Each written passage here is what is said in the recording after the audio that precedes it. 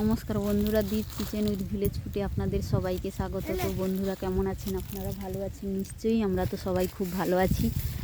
আজকে অনেক দিন পরে আবার চলে এসেছি সেই কুল বাগানে। এই কুলগুলো একদম ছোট ছোট ছিল, আপনাদেরকে দেখিয়েছিলাম। আজকে এসেছি এই কুলগুলো কিছুগুলো পেড়ে নেওয়ার জন্য, কারণ বাইরের লোক সবগুলাই পেড়ে নিয়ে যাচ্ছে।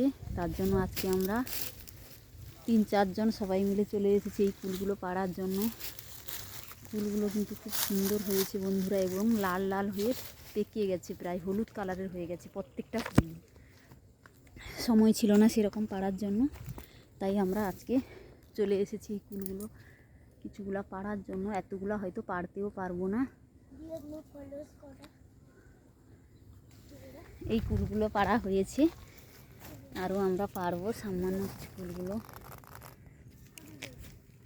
হাতে তুলো বাবা। এইগুলো পাড়া হয়ে গেছে, সবগুলো কুল প্রায় হলুদ হয়ে পেকে গিয়েছে, দেখছেন বন্ধুরা। তো বন্ধুরা আমরা কুলগুলো পেড়ে নিই, সবগুলো কুল পেড়ে নিয়ে কিন্তু আপনাদেরকে দেখাচ্ছি।